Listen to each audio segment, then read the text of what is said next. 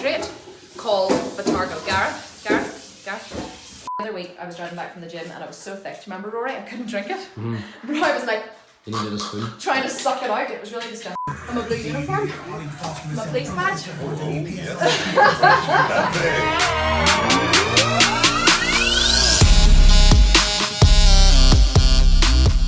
Hey guys, welcome to another episode of Strong and Sculpted.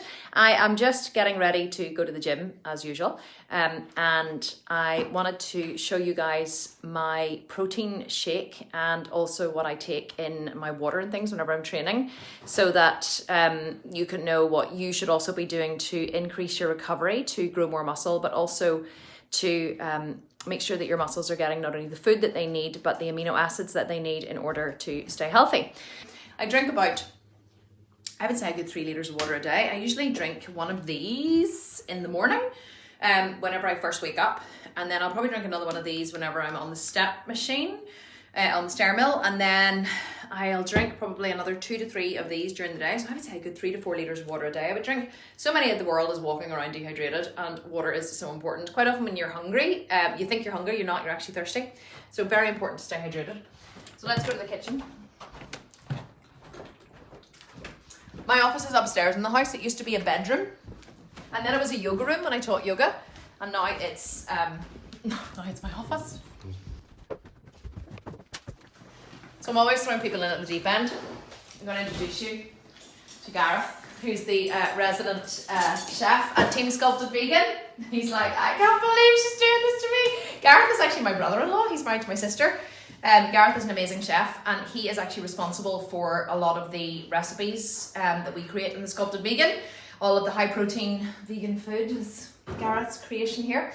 He can't believe how much I eat because I'm always shoveling the most incredible amount of food in my the bin, he calls me, which is amazing. So any of the recipes that you see or enjoy, quite often either Gareth has developed them or I have started them and he has finished them off. But so yes, thumbs up for Gareth. So I'm just going to make a protein shake for post-training. Every day post-training I have 2 scoops of protein powder, which is about 50 grams of protein powder, with Vitargo, which is a high molecular weight carbohydrate. Vitargo gets absorbed instantly by the muscles to replace muscle glycogen. So whenever you have finished training, your muscles are very hungry for muscle glycogen. So any carbohydrates that you ingest directly after training won't go into fat store at all. They will just be used to replenish your muscles. It's quite dark in here. We live in a really old house, so this is like our pantry. So the protein powders that I like to use are from the Protein Works. See here, I always cut the top off my protein powders because I find that whenever you're trying to dig your hand in and get the scoop, like you're always getting yourself covered in protein powder anyway. I usually like the vanilla one for my oatmeal in the morning. But I have the chocolate mint brownie post-training. So I take two big scoops of protein powder. And then in here, well actually this is my Vitargo. So the Vitargo I use is from bulk powders. I always cut the top off it because it makes it easier. I usually have 1 scoop, 1 big full scoop on upper body day, and I take 2 scoops on leg day. Because there's about 300 calories per serving, so in 2.5 scoops there's about 300 calories. So the 3 main supplements that I take, again, really good tip for you, chop the top off your bag, and then you're not going to have to dig through the clasp. So the 3 aminos that I take daily are leucine, creatine, and glutamine. Now I take a good big teaspoon, heaped teaspoon, because I am training at a higher intensity level than most people. So I like to use a little bit more. The creatine I'm actually going to put into my water to take with me because, actually I'm going to keep that in there, because I like to drink it during my workout. Whenever I am prepping for competition, I only ever put water in my protein shake because I don't want the calories of milk. But whenever she talks to you, she goes, Kangen water, 9.5. So this is actually this is a Kangen water machine we have. Changes your water. It runs it through these electromagnetic plates, and you can change the pH of your water right down from 2.5, which is really acidic, up to 9.5, which is really alkaline. So we only drink this water. It's ionized, electrolyzed, hyperhydration water. Very expensive, but very worth it. So I put water in my protein shake whenever I am prepping, because I don't want the extra calories from milk. But whenever I'm not prepping, I will usually use some kind of plant milk. And I like my protein shake to be quite thick as well. So we're just gonna go over here. Blend her up. If you don't blend it, you quite often get lumps in it. People always say, oh, how do you get those lumps? I'm like, I don't get lumps because I always blend mine. The blender I use is a NutriBullet. Does the job for everything. So you know what the downside of having a chef who works in your house? He makes things like vegan cookies for the kids, and then whenever you're prepping and there's like these delicious, chewy, vegan chocolate chip cookies on the shelf, it's very hard to resist them.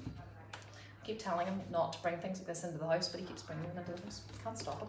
Okay, so that's the protein blended, and then what I'm gonna do is, I'm gonna rinse this, obviously, because I don't want to be a dirty bitch. And then I'm going to just add some of my supplements, BCAA and some creatine, to my water. So I always keep my BCAA here on the shelf. I usually keep my supplements here as well. So this is my pill mill. I keep all my supplements in here and I just sort them all out at the start of the week. And that means that whenever it's time to take my supplements, I just tip out the day with my hand. This is my husband's. He has two of these, one for traveling, one here.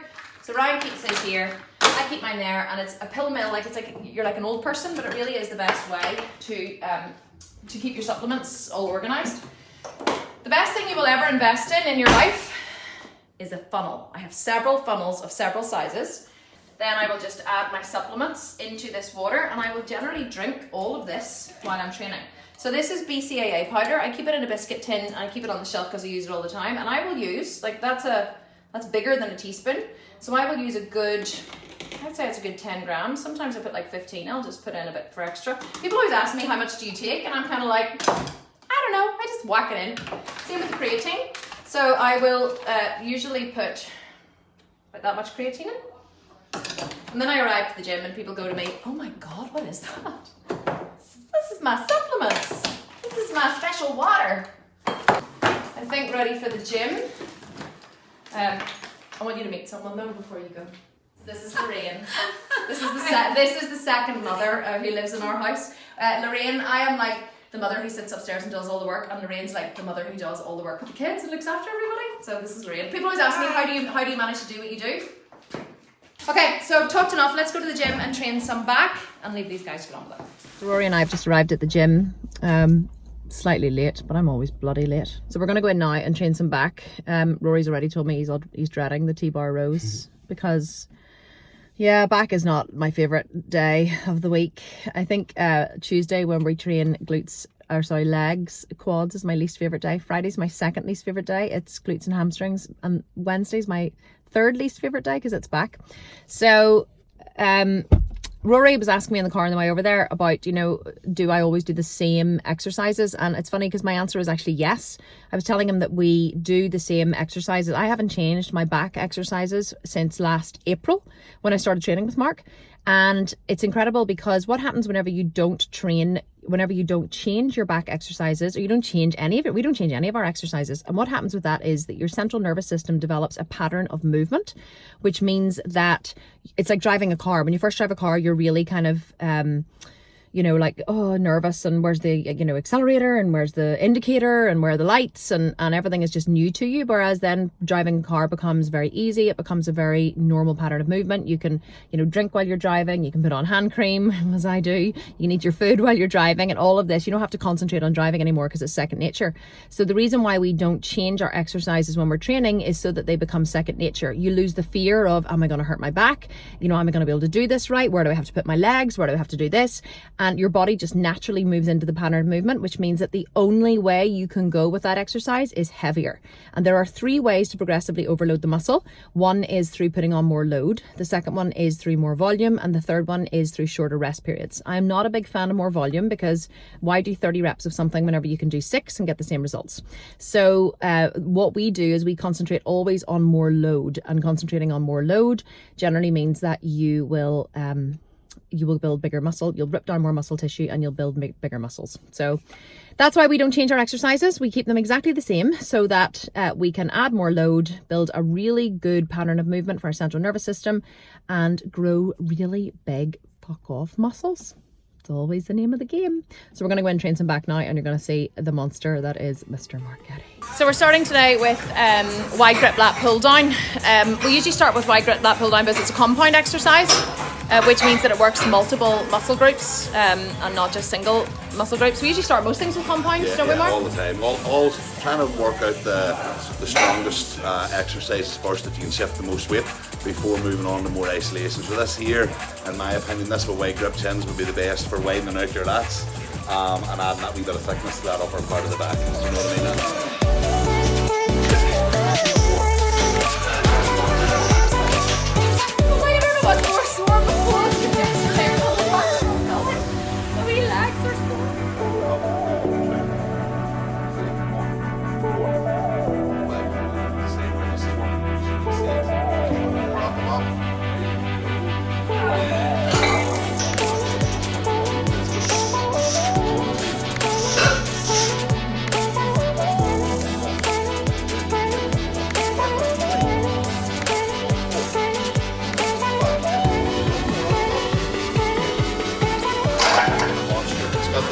Start and finishing point, right? The main mistakes that people make is they don't get that from day one. Even a row, even a pull down. Your initial thing in the pull down is you're arching your back. Yeah. You know, so you're not sitting straight forward like this. You're arching your back and your chest up. So initially, that's the angle. Nothing else moves with the arms. You know, it's the same in a row. You're arching your back, you're pushing your bum out. So everything in the back comes to that movement. And the biggest problem is people don't lock into that movement straight away. So initially, and the whole way through the exercise, or the whole way through the workout, is you're off form right away. Do you know what I mean? And then the other biggest mistake then is not going through a full range of motion. So it's the same thing. You should be right down, stretching your lats, and right up going through your lats. Same as the row, or same as the pull down, right up stretching, right down through. But initially, the back has to be round, or the back has to be straightened straight away and everything. Do you say it's better to go full range of motion down and then only get it to halfway than to go? Yes. If you look at my lats even, right, if I pull them out like that, that's them contracted. Yes. Do you know what I mean? Yeah. That's them. I can't. The only way I'm going to get any further is by coming up. Yes. So if you look that bar, there's my lats completely contracted. Right. The bar's here. Yes. Do you know what I mean? So it is. Right. You know, together and tight. And that pulls your chest into more of this. It's the exact same as the back. You push your chest out, that puts the back in more of a position, you know? Yeah, because if you're doing this, punching forward, yeah. You're not really doing anything, you're just working your upper body. For that reason. But it requires... And width and thickness, you know? It requires a person, like I said, a personal honesty. Like I want to pull my chest back so I can pull my arms right back. On in. 1, 2, good. 3, come on, and squeeze. 4, good. 5, good. Come on, 6, brilliant. Come on, keep going. 7, come on, that's good. Come on, 8. Good, go for 12, let's go. 9, 3 more. Come on. 10, last 2, easy reps. Come on. 11, 1 more. That's it. Let's go. I was going to go for 15. So that's us, we are done. Third workout of the week over. Tomorrow we just have some shoulders and biceps to do, and then Friday we have some glutes and hamstrings to do. How'd you find that today, Rory? It was good. I learned a lot about training my back, like trying to get the form a bit better. I'm the form police, you see. I'm terrible to work out with. I'm like, do this and do that and do this, and Rory's like, dear God, like this woman is like Sergeant Major. So anyway, thanks so much for watching. Hope you guys enjoyed this episode. If you have any questions or comments, please leave them under this video as usual, and we will see you in the next episode of Strong and Sculpted. Take care. Bye from me, and bye from Me. See you later. him, and bye from Me. bye from me. See you later, guys. Bye.